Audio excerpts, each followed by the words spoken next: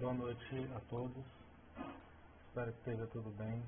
Hoje o nosso assunto, como foi colocado aí no início do vídeo, nós vamos falar sobre os mandamentos da igreja.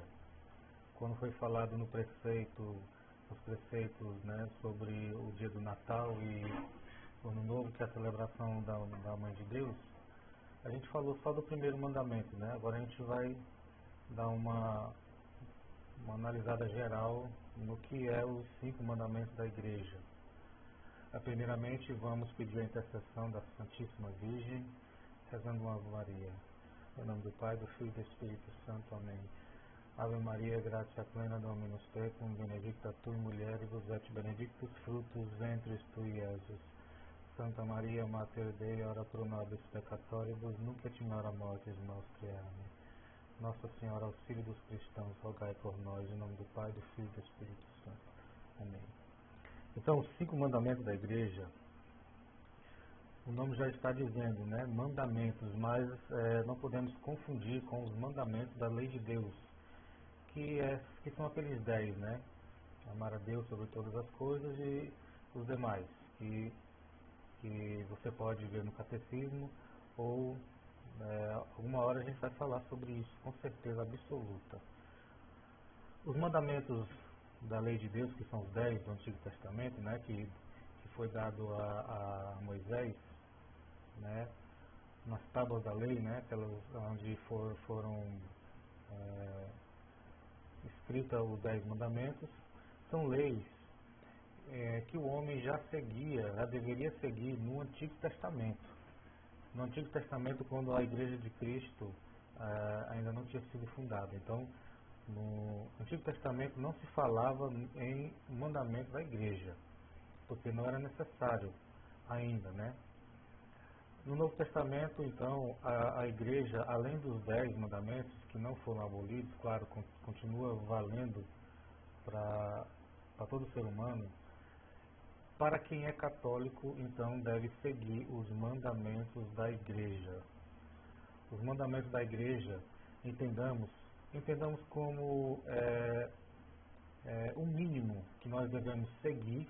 É como se fossem os 10 mandamentos, só que 5 mandamentos separados para a igreja, para quem serve a igreja, para quem é católico.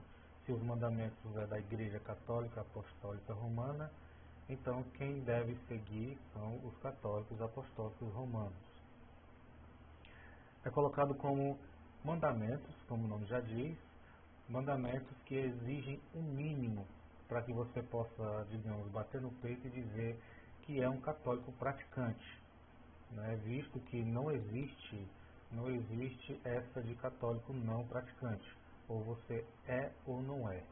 O mínimo que você pode ser, se você não estiver cumprindo os 5 mandamentos da igreja, é você dizer que você ou tal pessoa é um católico, digamos, inadimplente, né? Inadimplente. Então, quando nós nascemos, nós somos submetidos aos 10 mandamentos, e quando nós nos batizamos e temos já a possibilidade de participar dos sacramentos, né? Quando a gente vai crescendo, aos 7 anos, a gente vai começando a entender as coisas, a gente já pode ir aderindo aos mandamentos da igreja, que são 5. Eu vou colocar aqui na tela aqui. 5 mandamentos, né, da igreja. Os 5 mandamentos da igreja, como eu acabei de dizer, à medida que você vai crescendo, você tem que começar a observar, visto que os mandamentos da igreja já devem ser vistos na catequese antes da primeira comunhão. Ali você aprende, ou então pelo menos deve aprender sobre os 5 mandamentos da igreja, né? E você vai entender que é o mínimo que a igreja pede para você fazer, para você cumprir, e assim seja um católico de verdade.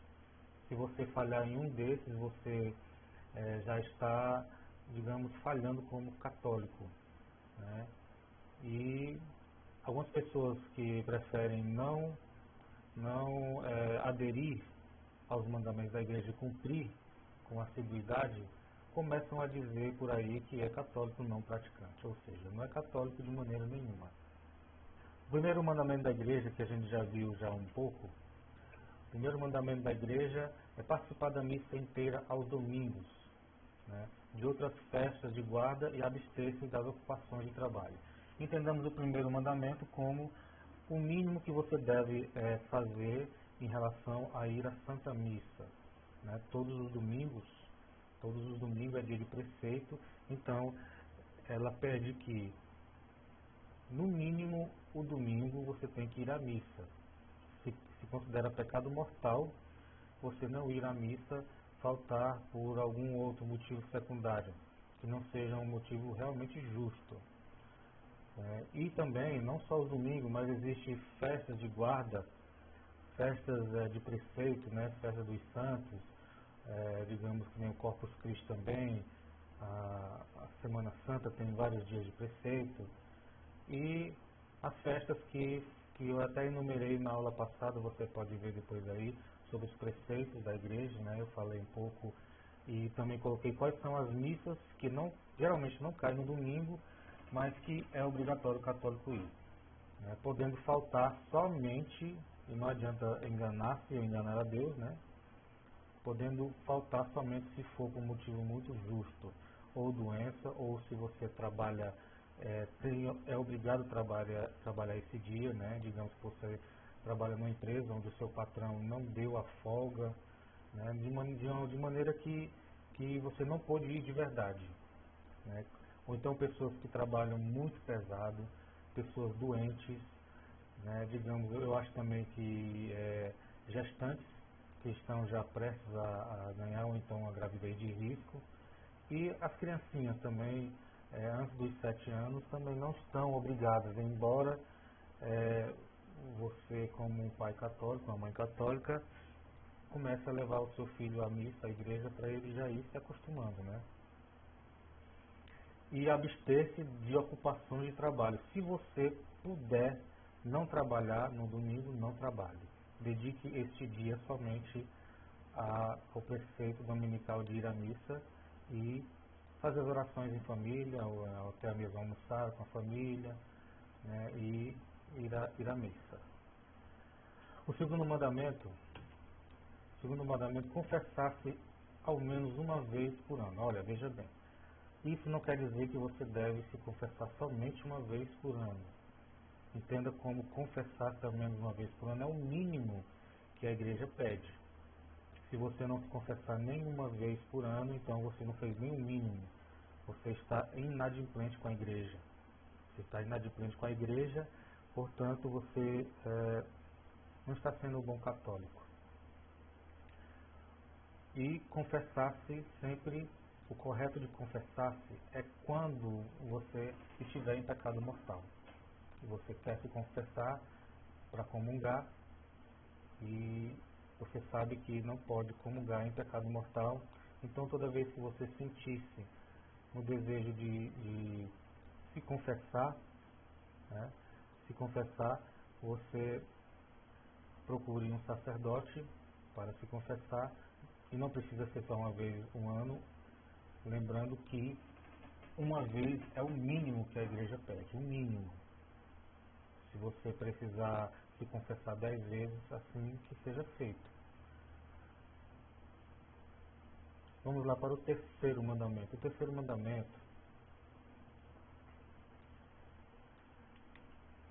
mandamento receber o sacramento da Eucaristia ao menos pela Páscoa da Ressurreição. Ou seja, comungar pelo menos neste período. Se você está apto, né, está em dias com a sua confissão, está se sentindo na graça de comungar, você sempre deve comungar aos domingos e nas festas. E sempre que for a Santa Missa, né? Mas a igreja pede que, no mínimo, você comungue pelo menos no período da Páscoa da Ressurreição. O período da Páscoa da Ressurreição compreende da ressurreição de Jesus Cristo, no domingo de Páscoa, até a ascensão dele. E lembrando que a ascensão de Jesus Cristo é diferente da assunção de Nossa Senhora. Né? O período da Páscoa é após o domingo de Páscoa, que é a ressurreição, até a ascensão de Jesus Cristo, a festa da ascensão. Esse é o período que a igreja pede para você receber o sacramento da Eucaristia. Procure, no mínimo, comungar neste período. O quarto mandamento, jejuar e abster-se de carne, conforme manda a Santa Mãe Igreja. É o quarto mandamento. Jejuar e abster-se de carne. Né? Jejuar compreende em você deixar escolher algum dia, né? E principalmente quando a igreja pede, você diminuir a sua alimentação. Existe o jejum parcial, que é aquele que você faz uma refeição completa. No café da manhã você come alguma coisinha bem leve. No almoço você faz uma refeição completa, uma só, né, colocando o menos possível. E à noite uma outra pequena refeição só para, digamos, não dormir totalmente com fome. Lembrando que o jejum, para você entender o que é jejum, é simplesmente você imaginar que você deve se alimentar e continuar um pouco com fome. Isso é o jejum. Jejum é você não comer até se saciar, ficar, digamos, empanturrado, né? E existe também o jejum total. O jejum total é aquele jejum que você pode fazer, a igreja geralmente não manda, mas é aconselhável, quando você puder, fazer o jejum total, que é simplesmente se alimentar durante um dia de pão e água. E abster-se de carne, conforme manda a Santa Mãe Igreja. Abster-se de carne, olha, somente 2 dias no ano é proibido realmente comer carne, que é na sexta-feira da Paixão e na quarta-feira de cinzas. Esses 2 dias é proibido e se torna um pecado mortal se você não abster-se de carne.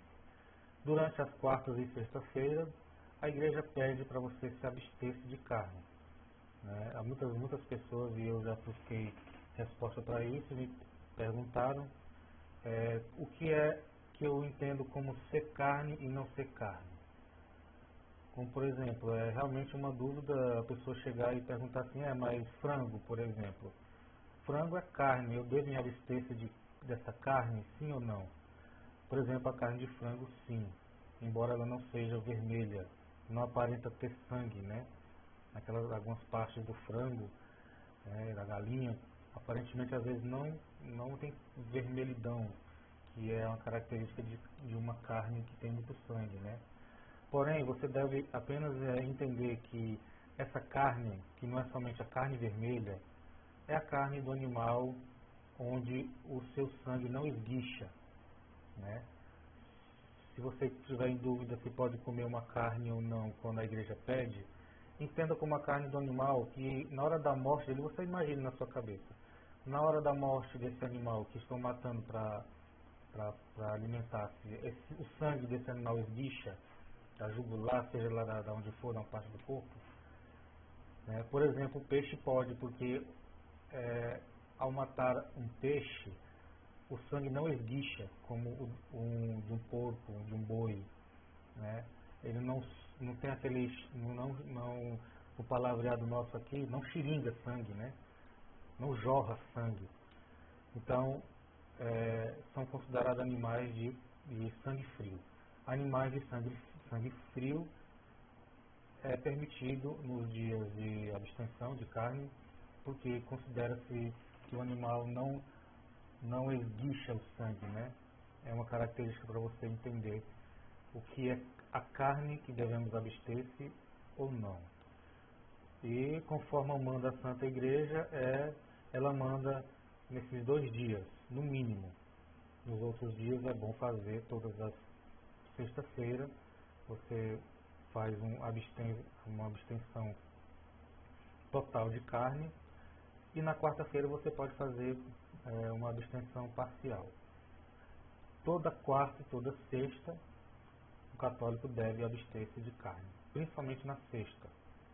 Agora, na quarta-feira de cinzas e na sexta-feira da paixão, proibido para o católico comer carne. O quinto mandamento, ajudar a igreja em suas necessidades. O que poderemos entender como ajudar a igreja em suas necessidades? No mínimo, pagar o dízimo. Né? Pagar, que as pessoas consideram mais corretamente devolver. É mais bonito a palavra devolver, porque você está devolvendo uma parte do que Deus pode ter lhe dado, né? Que você ganhou com seu suor, foi Deus que lhe concedeu saúde, né, para poder trabalhar. E não somente o dízimo, mas você pode fazer qualquer obra de caridade que envolva a igreja, você pode fazer doações, você pode doar alimentos, você pode ser bem generoso nas ofertas, você pode participar das novenas, né, das quermesses, dos leilões, dos bingos, né, ajudar de certa forma financeiramente ou não. Não se ajuda somente financeiramente. Pelo menos o dízimo deu uma quantia. E a igreja no Brasil, o Papa autorizou, eu não lembro qual foi o Papa, mas autorizou que no Brasil, por ser considerado um país subdesenvolvido, né, que se dê o dízimo conforme as suas condições, conforme você pode. Né? Não é necessariamente ser 10%, tá? Embora muitas pessoas vão dizer, não, mas a Bíblia fala em 10%. 10% ela fala, mas a Bíblia se trata de uma tradição escrita. A tradição da igreja ela é anterior à Bíblia. Então, um Papa ele pode sim, em determinado lugar, decretar que se dê 5%, 2%, e no caso do Brasil, quando você puder. Se você puder dar 10 dê, se você puder dar 20, 30, mas se você puder, digamos, um salário mínimo, nesse dia que eu estou gravando, o salário mínimo é R$ 1.200. Se você for colocar 10%, você tem que dar 120. No país como o Brasil, R$ 120 é relativamente bastante. Então, por isso que, sabiamente, a igreja, na pessoa de algum Papa dos que passaram, não Francisco, que eu lembre, falou que basta você dar a quantidade que você puder. Né? Você pode decretar que um mês seja uma quantidade e ficar dando aquela quantidade sempre. Ou então, um mês você dá mais, outro mês você dá menos. Contanto que você sempre faça isso para você obedecer o quinto mandamento. Né? Lembrando novamente que não se ajuda somente com dinheiro. Você pode dar o dízimo e ser generoso na sua oferta. A sua oferta é nas missas, né, numa alimentação. A igreja ela precisa se sustentar. O padre precisa se alimentar, se locomover. Então, ela exige sim uma quantidade na sua rota financeira. Na sua vida financeira ela precisa sim ter valores para sustentar. Sustentar a própria paróquia, ela paga energia, ela paga água e assim vai. Então,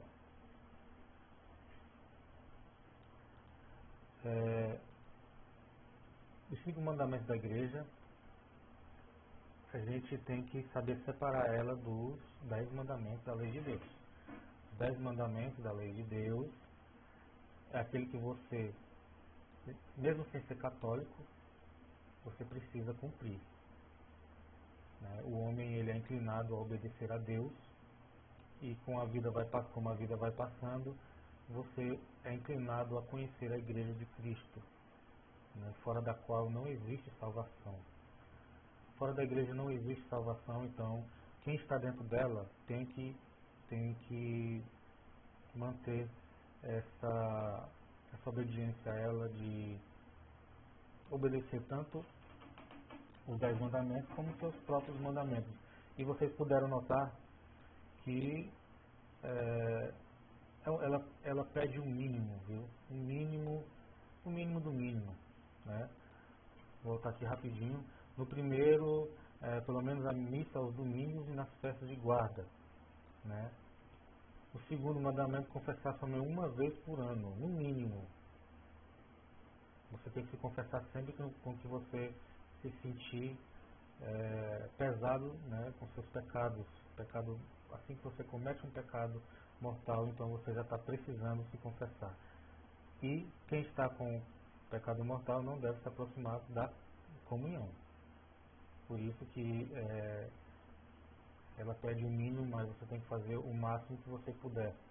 Cometeu vários pecados mortais durante o ano, então só uma confissão não vai resolver. O terceiro mandamento é receber a Eucaristia pelo menos na Páscoa da Ressurreição. É um período pequeno, não é um período grande durante um ano. No mínimo ela pede isso, mas você sempre que quiser estar na graça santificante, você deve sempre estar próximo da Eucaristia, comungando quando puder. Ali você está próximo o mais possível de Jesus Cristo. O quarto é jejuar e abster-se de carne pelo menos esses 2 dias obrigatórios que eu falei, e fazer isso pelo menos toda sexta-feira. Eu digo na quarta, mas pelo menos na sexta-feira. E o quinto mandamento é ajudar a igreja quando você puder. No mais, quem puder comentar alguma coisa, quiser complementar, viu? Os comentários no YouTube eu estou só restringindo para me ver, né, e liberar para evitar ofensas, sei lá. Existem pessoas de todo tipo, né, que não perdem a oportunidade de fazer baderna, escrever o que não deve. Então eu prefiro restringir, olhar os comentários para depois liberar lá para dentro. E eu espero que esteja tudo bem com todos vocês que assistiram esse vídeo, e a gente se vê numa próxima. Em paz, Espírito.